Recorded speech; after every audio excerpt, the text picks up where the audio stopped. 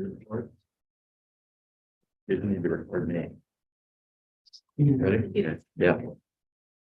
Okay, welcome everyone to another bsac weekly seminar. And this one is going to be a little different than the other topics that you've heard this semester or in past semesters. But I think it's a very useful, very helpful type of topic that I think many of you probably have, at least in the back of your minds, or I know many students do when they come to Berkeley or other schools in the Bay Area. Is, you know, how can I do a startup and what should I do and what's involved and so forth. So today we're going to hear from Dr. Francisco Castro, who is currently the Associate General Counsel for Intellectual Property at a company called IonQ. If you haven't heard of IonQ, they're the first publicly traded pure play quantum computing company. They're based in Maryland, but Francisco is based here in the Bay Area. He got his PhD degree at Berkeley University, and he studied applied and computational semiconductor physics. And then he worked at Lucent Technologies, which is now part of Nokia, and then at Motorola, where I met and worked with him for several years. After that, he decided to take another path and go to law school. And after he got his law degree, then he worked at a law firm, which you probably don't know the name of, but anyway, Cooley LLP. And then he went to another law firm that was based in Washington, D.C. before taking the job with IonQ. So we want to welcome Francisco to Berkeley and to listen to his talk. Please be mindful of any questions that you have. Wait until the end, or maybe if you want to take any questions during your talk as well. But let's give him a welcoming.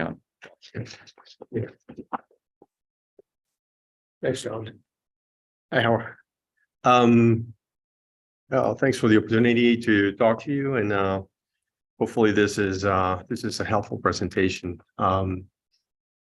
We went through my brief bio, so I don't think that we have to go through this ever again. So, all right. So here's the thing, and I've dealt with many startup companies, both as outside counsel and now as in-house counsel. I've been at IonQ for 3 years, and there's so many different things that go on at a startup, which is very exciting, but at the same time is something to be aware of, that life of a startup is very different from an academic life. Okay, keep that in mind. There are two different things. This whole concept of collaboration that you have at a university, open collaboration and all that, doesn't fit in well with the corporate startup environment necessarily, right? So there are some differences, and I want to sort of kind of highlight those, particularly when it comes to IP. So the first thing that happens is you're at a university and you want to have a startup, and you're going to have to perhaps get a license from the work that you did at the university in order to proceed with your startup. So what can be licensed? Well, there are all sorts of things that can be licensed. You can license patents. Probably you worked on those. You can license processes. You can license software. You can license all sorts of different things from a university. Because of the kind of open collaboration and publishing environment of universities, a lot of things are not protected by IP because you tend to publish a lot of the work that you do. So more likely than not, some of these things are in the public domain anyway. But however, their universities do patent quite a few things. And so those are things that you would need to consider to license if your technology or the product that you're envisioning is going to be something that's going to be based on the work that you did at the university. Okay. Consideration for the license. Consideration is a fancy legal word that means, what did you pay for it, right? So there are a couple of ways that you can go about it. You can pay in equity, or you can pay in royalties, or you can pay both.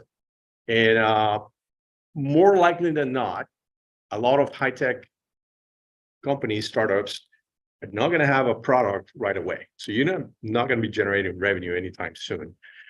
So more likely than not, just to keep this in mind, you're going to have to sort of negotiate some sort of equity, right? Just keep that in mind. I'm not telling you what it's going to be. I'm just telling you, that you're likely to do that. And this is not part of the IP discussion, but just to give you a flavor of what you're going to have to go through. There's work at the university that you want to use for your company. You're going to have to license it. Then you're going to have to negotiate what you pay for that license, or what you pay for having access to that technology. Can you license additional IP? Let's say you get your company started, you license some piece of IP from the university. Can you license some other piece of IP?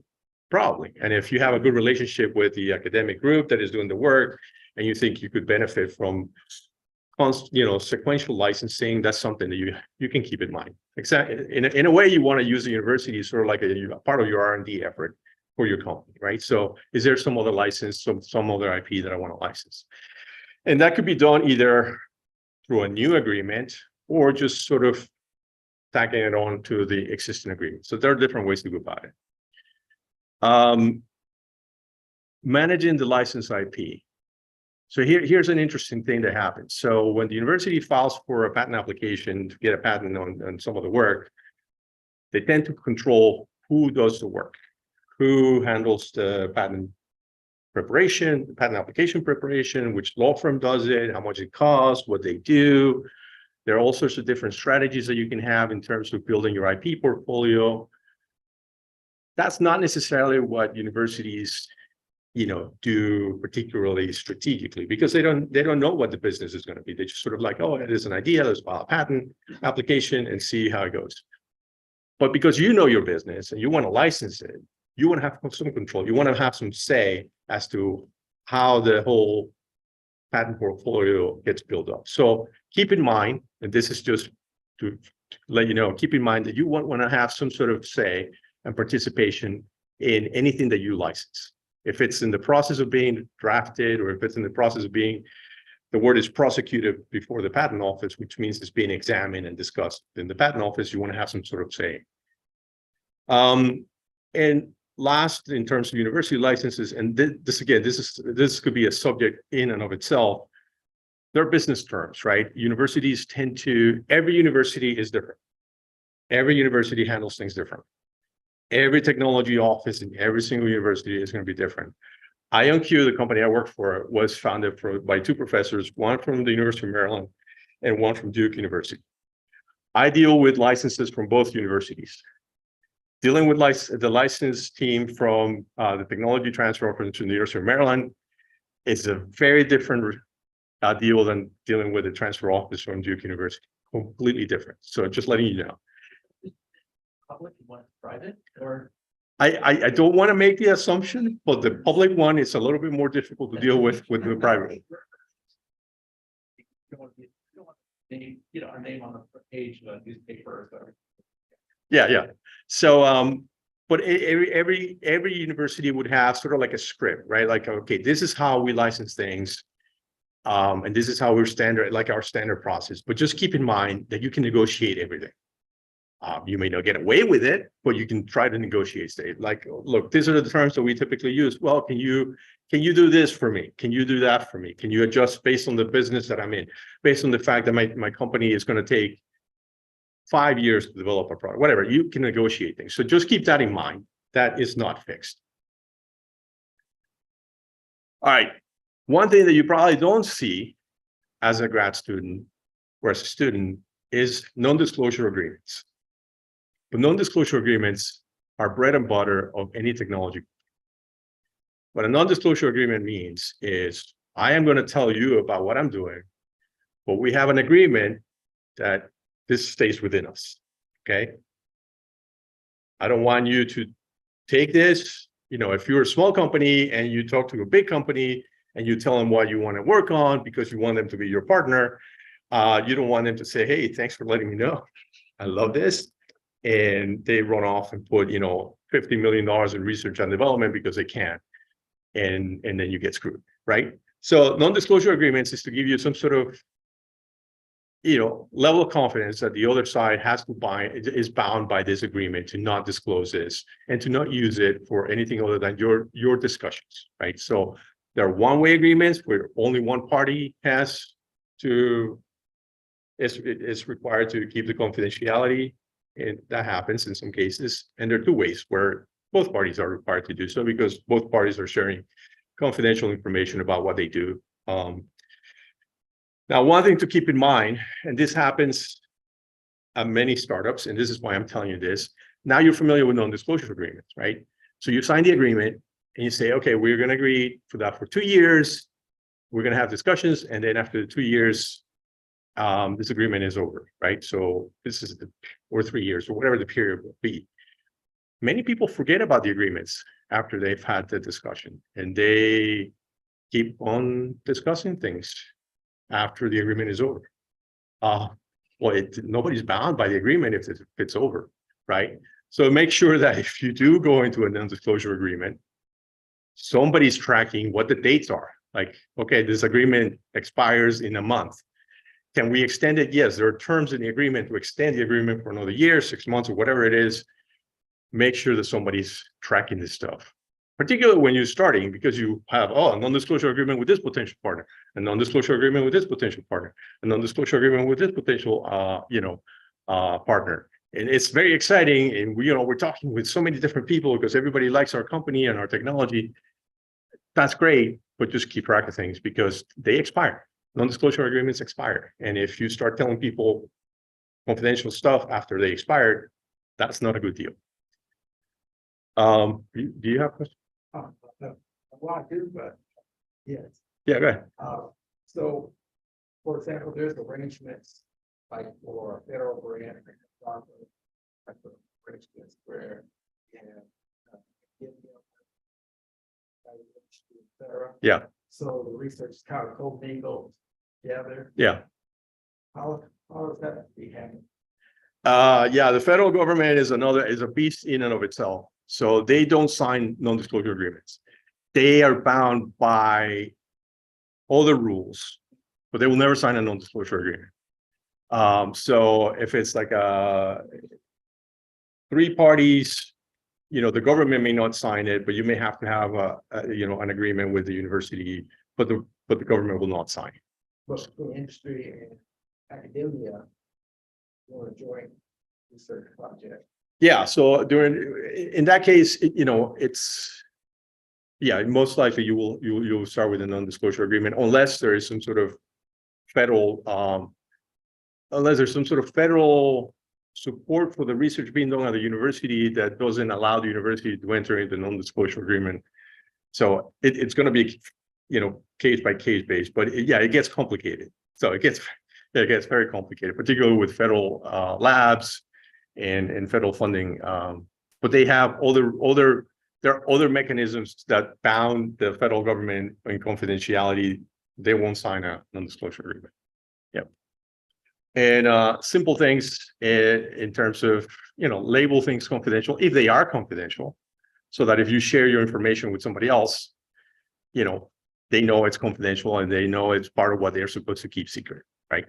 And another thing that happens is when you start sharing information is that you don't track what you don't share as a hard copy or a digital copy, but any discussions that you have with somebody are part of that confidential information. So to know exactly what you did, sometimes just makes sense to sort of do a little house cleaning and then just say, hey, a quick email that says, hey, based on our discussion today, we covered this and this and this and that, just so that you have a record of what was discussed.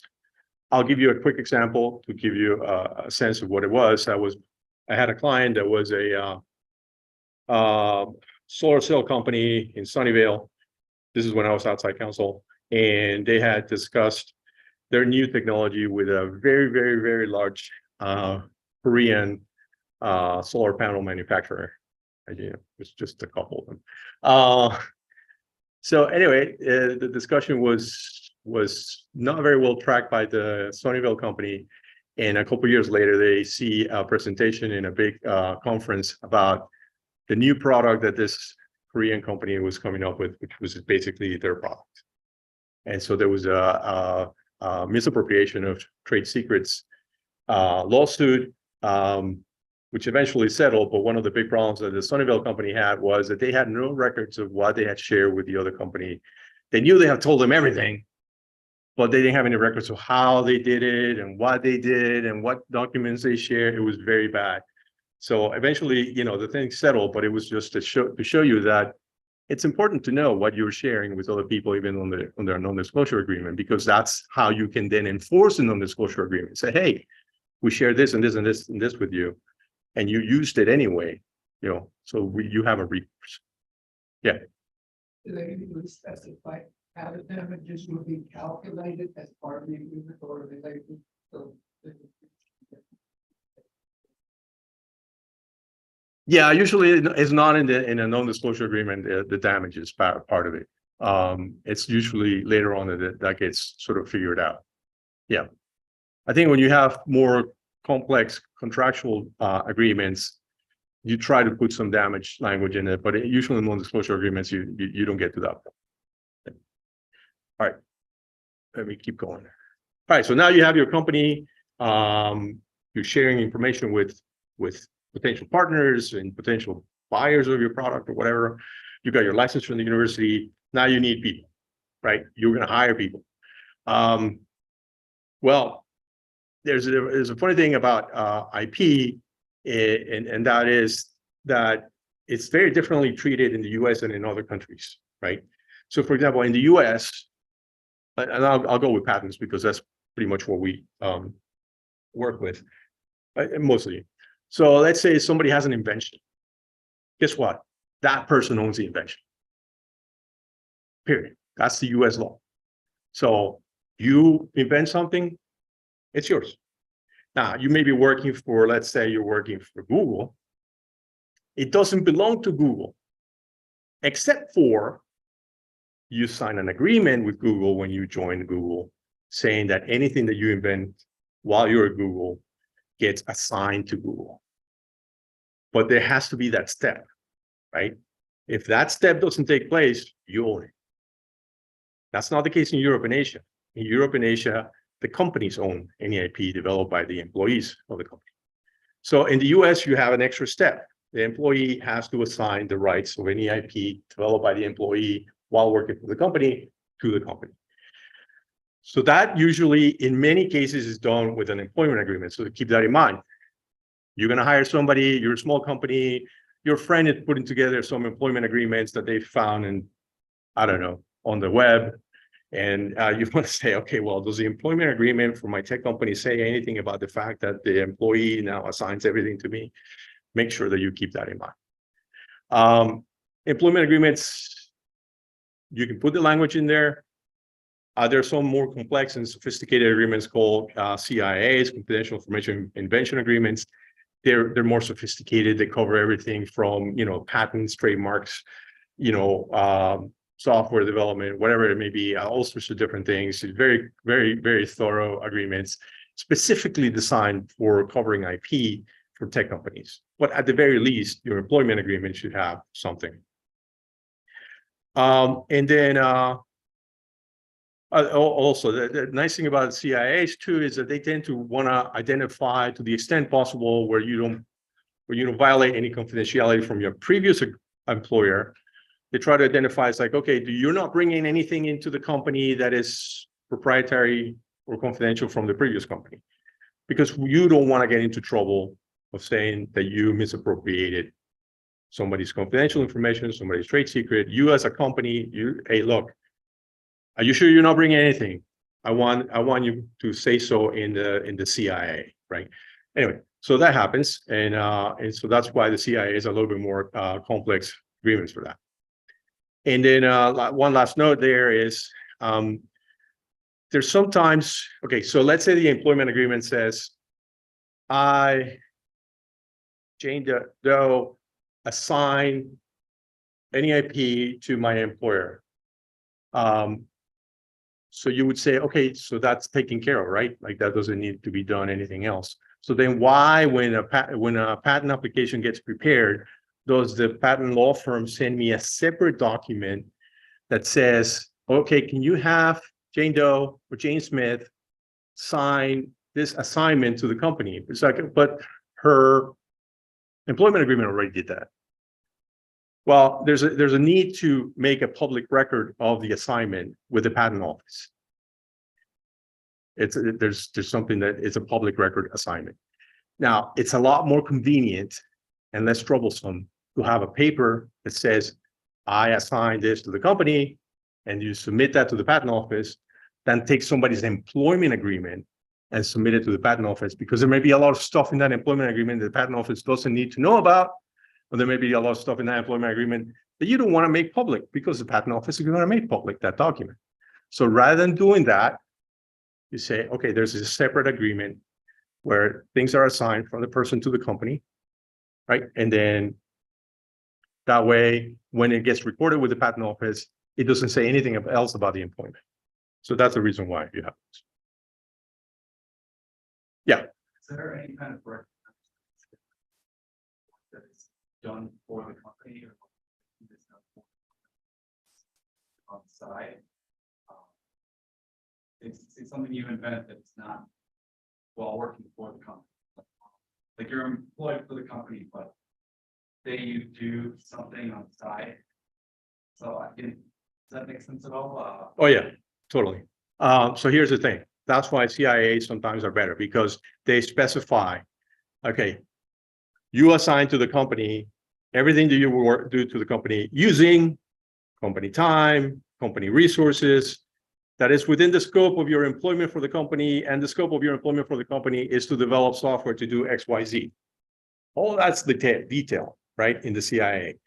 If you don't meet any of those requirements, you're good, right? You can do work on the side, and then that's separate from what you have assigned to the company.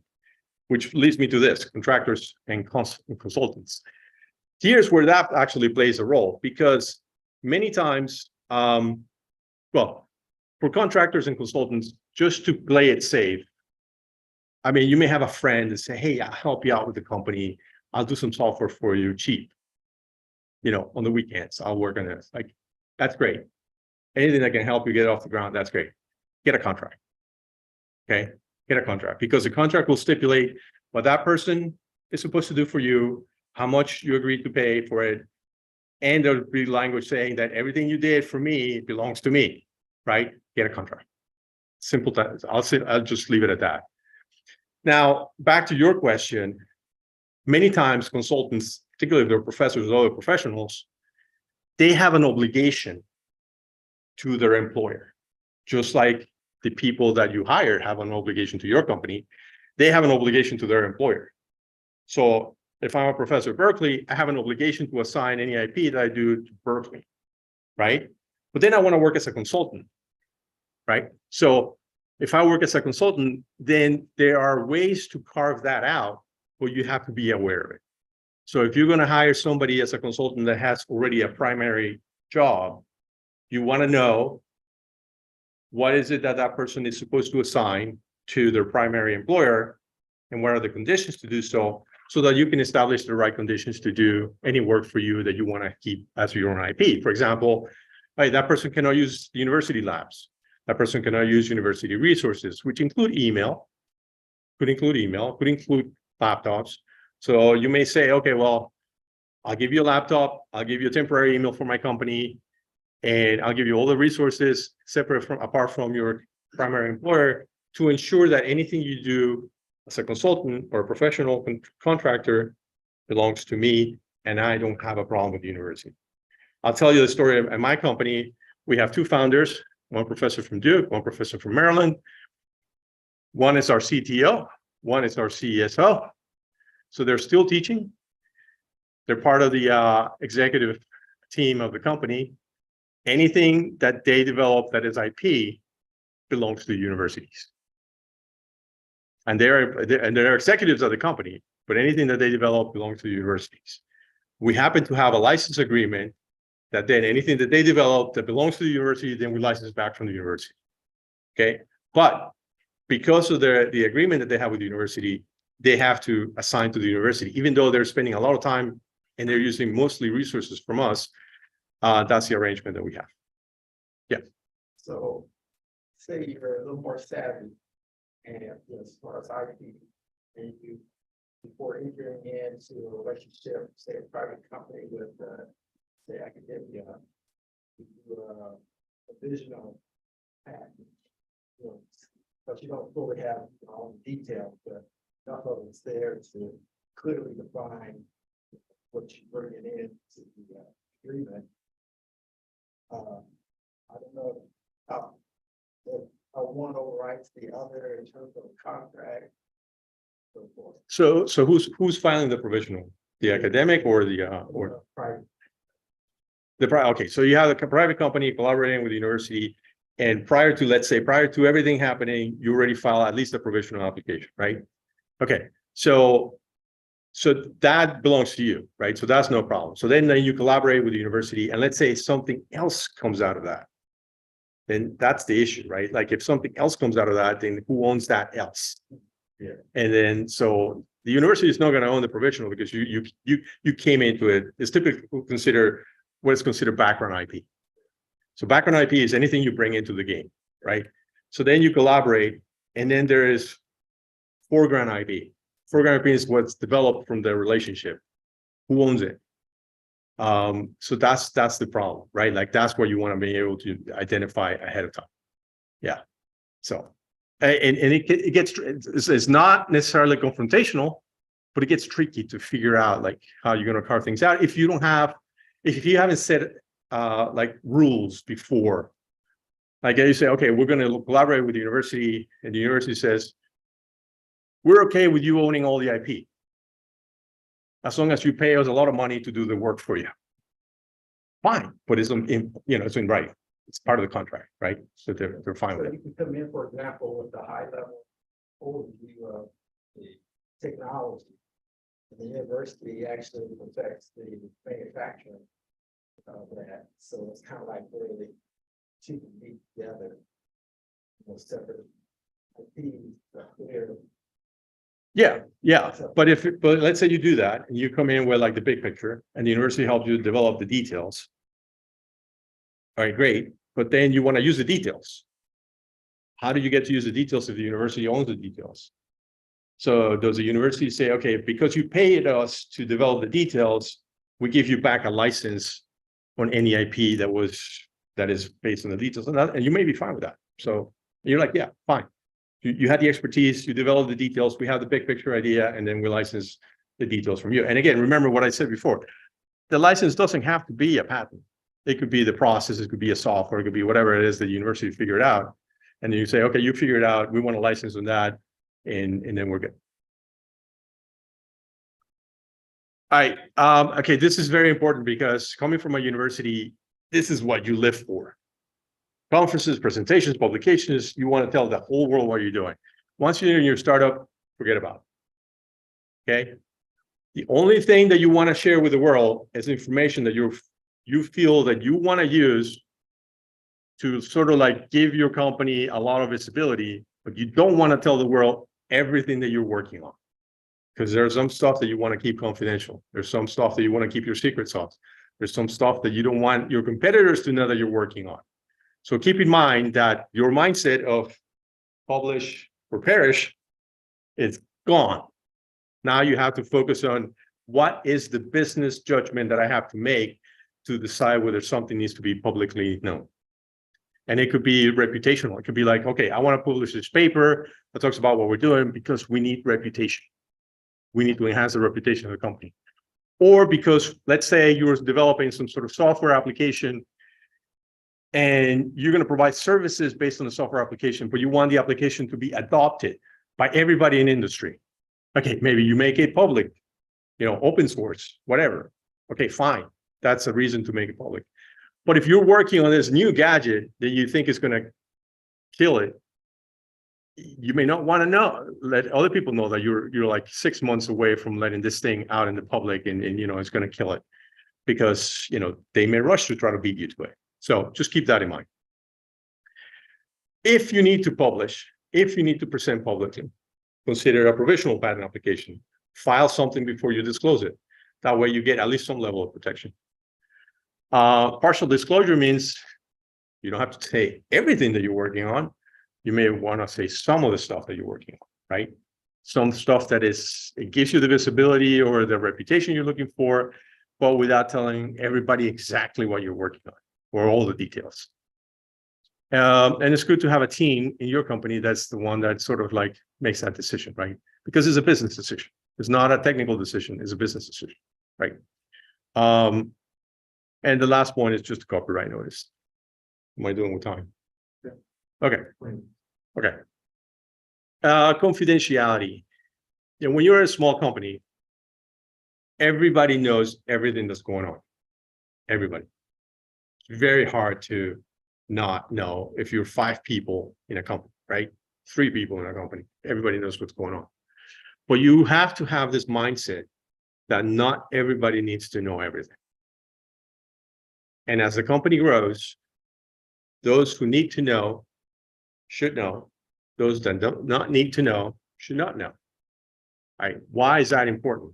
That's important because it actually protects everybody. It helps your company sort of identify people that need to have all the details and people that don't need to have all the details. And that way you try to, from an IP perspective, let's say you have a trade secret, let's say you came up with a fabrication technique. The technical folks need to know about it. But does your CFO need to know about it? Probably not. Does your head of human resources need to know about it? Probably not. So make sure that you keep things with the people that need to know. If it's a, let's say, a technical process, does the person that runs IT need to know? Probably not. It's just the mindset. Just keep that in mind. People that need to know should know. I think that's probably well, confidentiality, confidential information. Oh, this is important. Confidential information is not limited to technical information. Okay, just keep this in mind. You are running a business. It's not just the technical information needs to be confidential. It's who your partners are, who you're trying to do deals with, how much money you have. You know, you might have raised X amount of money, X amount of dollars a year ago. You don't need to, everybody doesn't need to know how much you have left. I mean, they can try to figure it out. But stuff like that, you need to make sure that, this is confidential information. This is information that is important for you. So that's one thing to keep in mind. All right. For this one, I need some block.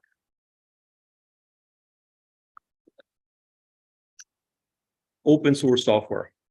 You may or may not be using it, but I'll tell you this. And there's a lot here, and I keep saying not in academia anymore.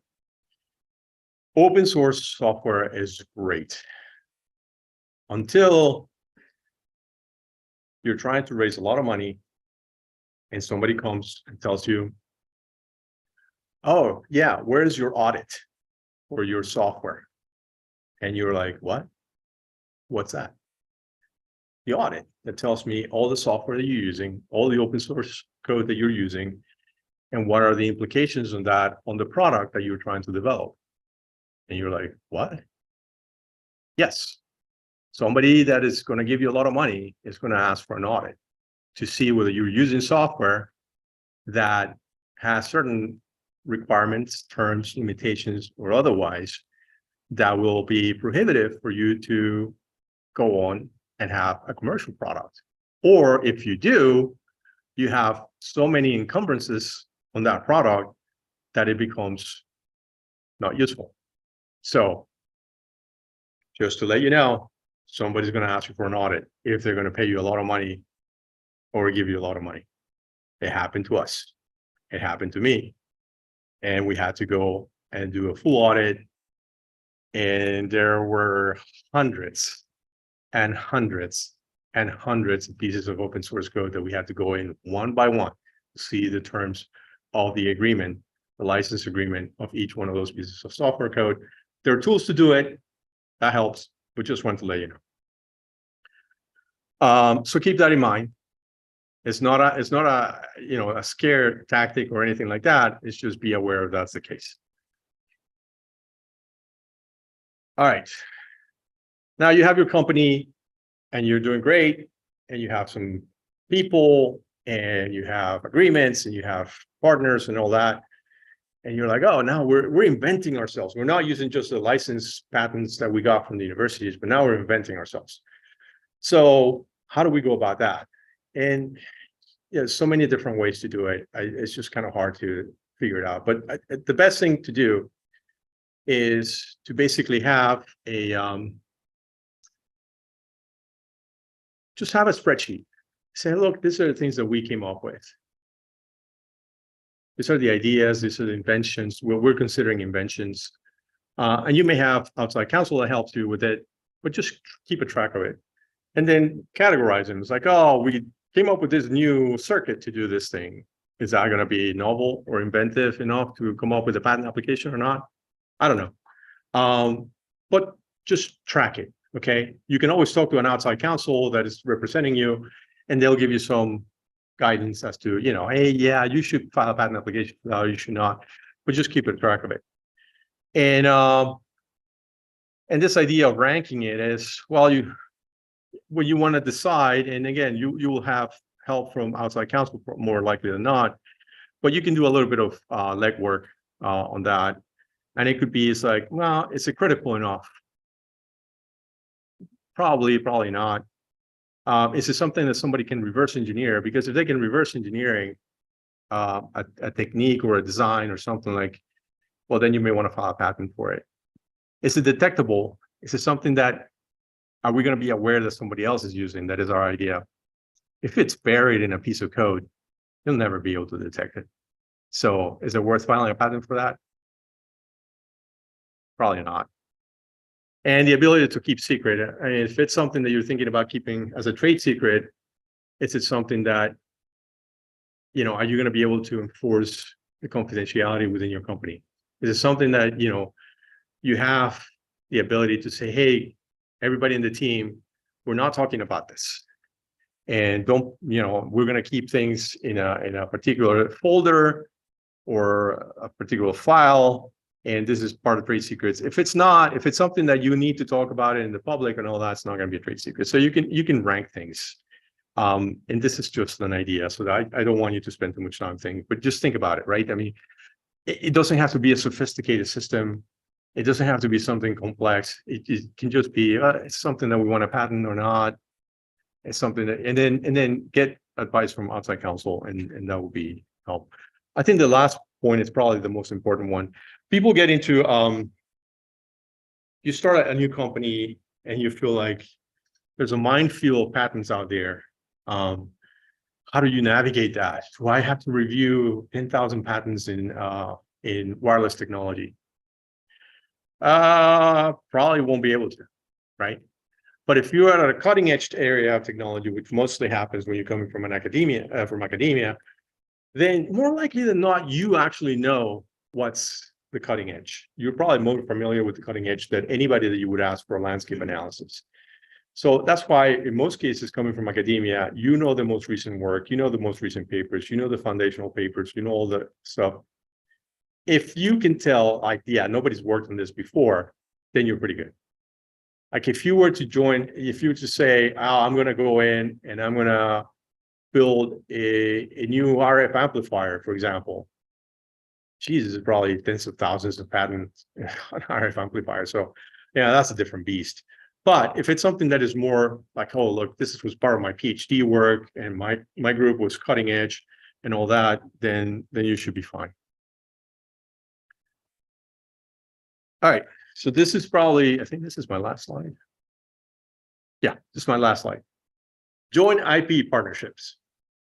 So now, you know, you start your company, you got a license from the university, you have employees, you've discussed things with other partners, you have NDAs and all that. And your partners want to decided from the NDA discussions that, yeah, we should work on this stuff together. If you have to work with people together and that's going to result in joint IP, and I'll explain what joint IP is, fine, try to avoid it. It's a headache. Joint IP is IP that is owned by two entities. Yes. You have two entities. There's one piece of IP that can be owned by multiple entities. For example, one patent that was developed by a professor at University A, a professor at University B, Company C, and Company D has 4 owners. One patent, 4 owners. Each owner can do whatever the heck they want with that one patent. They can license it to whomever they want. They can do whatever they want, each of them individually. So that becomes a headache. Because then you have 4 entities. It could be 2, it could be 3, it could be 5. Who's going to prepare the patent application? Who's going to pay for it? Who's going to make decisions as to what gets done? Who makes decisions as to whether we want to file subsequent patent applications? What's the process to inform the other parties as to what is going to be done? It becomes very complicated. So to the extent that you are going to work with other people, try to come up with an agreement. Sometimes the easiest thing to do, perhaps, is to say, look, we'll work together. I'm putting 30% of the money, you're putting 70% of the money. All right, you own the IP, but you give us a license. How's that? Right? You own the IP, you pay for it, you make all the decisions, but we just want a license to use whatever comes out of this. And that way, we're fine with that. So I'm just saying it gets very complicated, particularly when you have big corporations, universities, the federal government, and a small company all working together. It's a nightmare, right? So perhaps the easiest thing to say is like, okay, you're putting 80% of the money, we're putting 5, all the folks are putting 5, and these other folks are just lending their lab space. You keep the whole thing, but you give a license to the rest of us. That way things get simplified. Everything is negotiable. Just keep an eye. But remember, joint IP is IP owned by more than one entity, and that can become a problem. So if you get this like invitation from a big corporation to work together and collaborate and develop IP jointly, just keep in mind, more likely than not, particularly when you have two parties are so different in weight and size and power, more likely than not, they'll negotiate something that's in their best interest, though they're not going to negotiate joint IP. You may try to negotiate joint IP because you want to have some ownership of it. They're going to fight you back. Most likely than not, in some instances, you can say, you know what? I'm just saying, you own it, but give us a license to use however we want for this particular space. Anyway, so that's it. Those are my kind of high level concepts. Maybe I'll just go back to this one. And I just wanted to give you a flavor for all the things that go on. These are all business decisions, but they impact the IP. It's an exciting time. It's a great time to start a company. And just keep in mind that there's so many different things that are IP related for a startup, a technology startup in particular, that, you know, at least some of these nuggets hopefully stay with you and you keep in mind, and they, you know, if they do come up in whatever you decide to do down the road, is something that you say, oh yeah, I remember that. Yeah, that's interesting. Oh yeah, I'll keep that in mind. And anyway, that's what I have.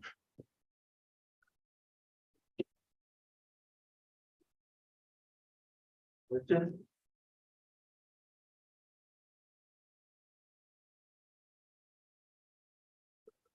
This is slightly orthogonal to university, but what, if anything, would you change about the US IP system if you could? Why would I change about the US IP system if I could?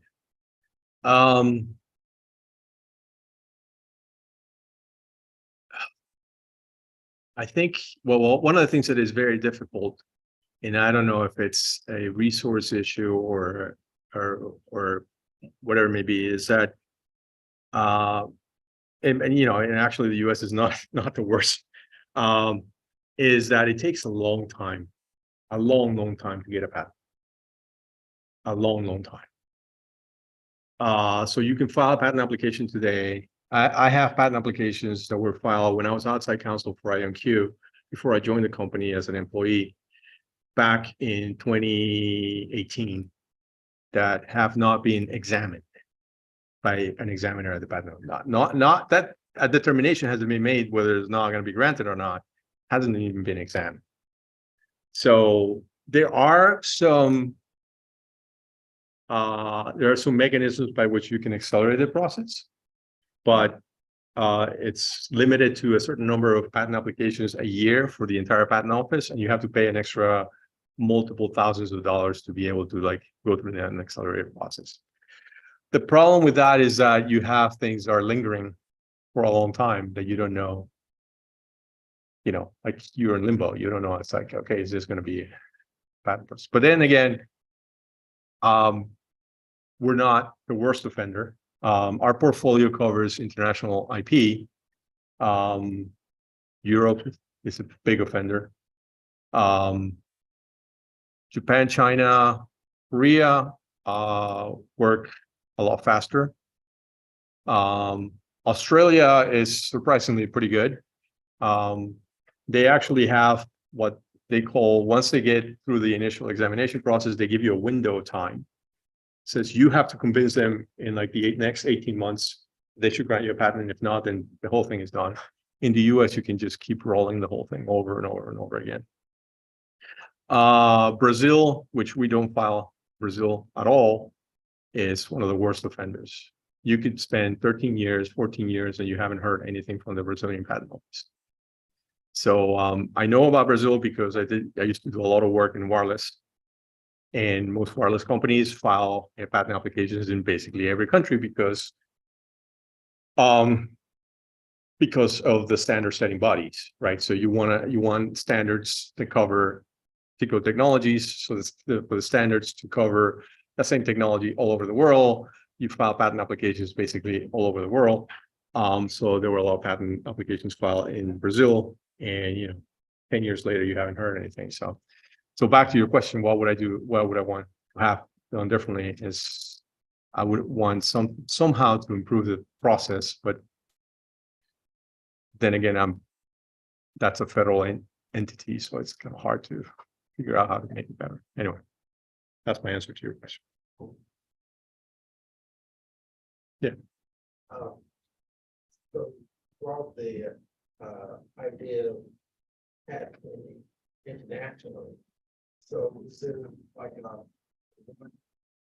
patent that can still become international. Yeah. So yes. So this is an interesting point. So there's something called the PCT, which is an international patent application. Okay, and it's based on the PCT. PCT is a Paris Convention Treaty. So what the PCT allows you to do to all the member states, you have to be part of the treaty, is that you can file that one single patent application, and it goes through an examination process. And then when that examination process is over, then you can enter into the jurisdictions that you want to proceed with. So that patent application does not result in a patent. It results in a preliminary examination process that then goes into a patent into particular countries. The benefit of doing the PCT is that you don't have to decide into which countries you're going to enter until after the preliminary process, and that takes about 30 months. So for example, I file a PCT, and then I want that PCT application I'm like, I don't know if we're going to do business in Europe. Let's hold off because we don't know. And then 20 months later, it's like, no, yeah, you know what? We're going to do business in Europe.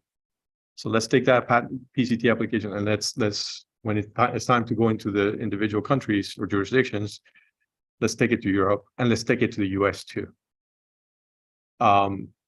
What I tend to do, and this is just a strategy that I follow, is for things that we're going to file internationally, I file the US and I file the international application at the same time. So that way I get going with the US because it takes a while. So the US starts, and then the international application gives me 30 months to decide, okay, we're going to do Japan, Korea, and Europe, or China, Korea, and Europe, or China, Japan, and Korea, or whatever. I don't have to make that decision right away. I can make that decision down the road. But keep in mind, it does not lead into a patent. You still have to go into the country. And most likely what happens is once it gets into the country, the patent office in that country reviews what was done in the preliminary examination. They may take it into consideration, or they may not. And they may decide that they're going to start the whole process all over again.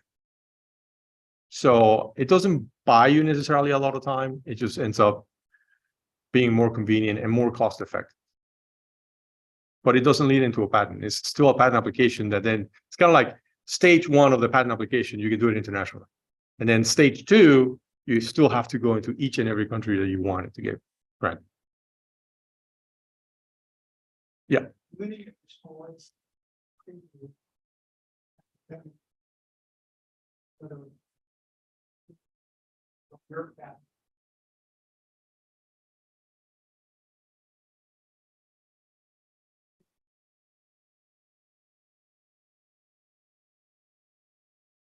All right, so somebody's infringing on your patent, but they're not making any money. Right. Well, I mean, here's the thing, you know, it's true, like when you try to enforce your patents is to try to is to receive damages, right? So if you don't have damages, it's sort of kind of hard to justify the whole infringement cost and the enforcement cost and all that. It doesn't necessarily mean that they have rights.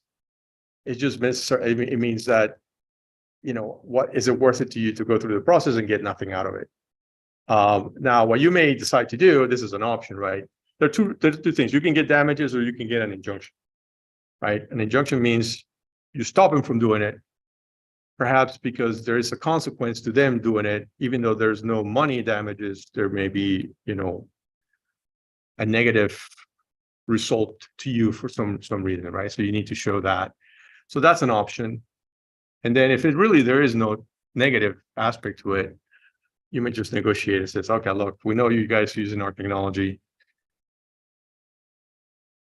Let's just make it into like, let's just come up with some sort of license agreement so that, but yeah, you're right. If there are no damages, there's usually no, you're like, hey, I'm going to spend $5 million in a lawsuit that's going to result to me in nothing. I mean, it's not, just doesn't make business sense. But if there is a negative consequence of them using it, even though there are no damages, you may try to decide to go for an injunction. Yeah.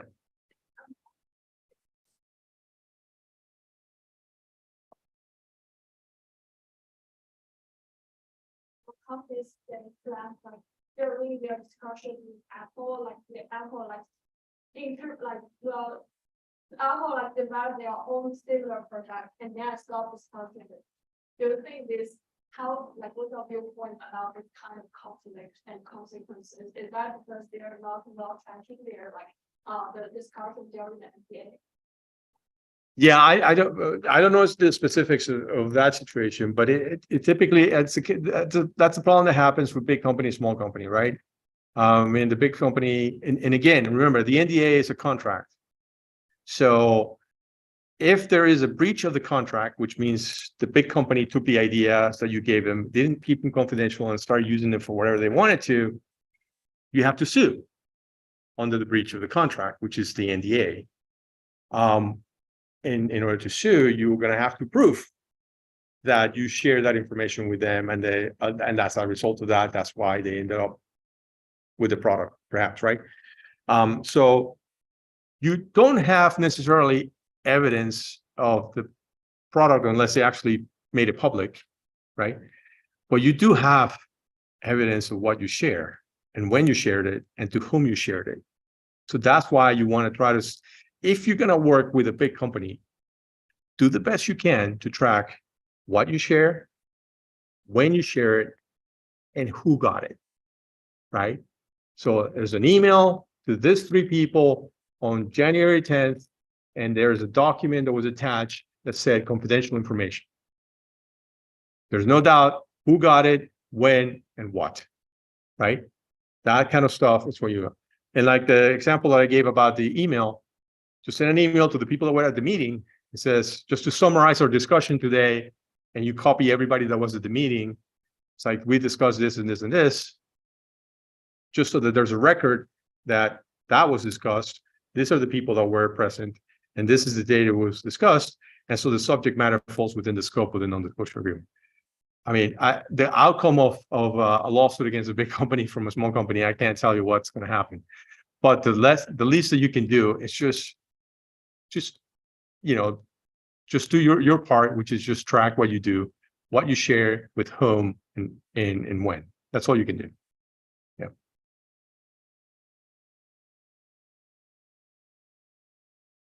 Any other questions? Okay, now let's take our speaker. All right.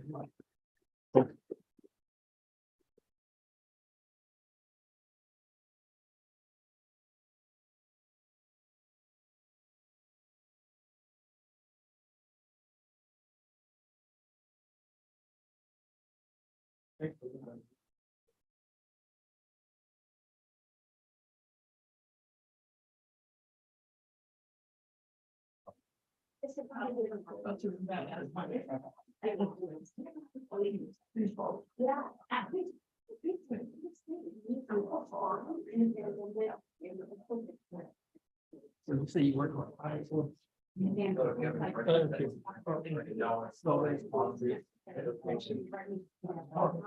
Yeah, I feel like I. Yeah.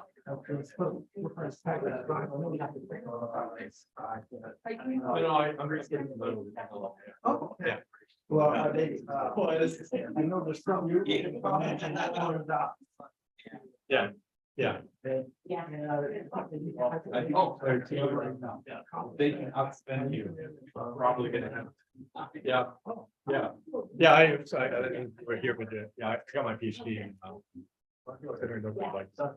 Before I became a lawyer. So. Yeah, we don't use that. We use trap hires. So we have individuals.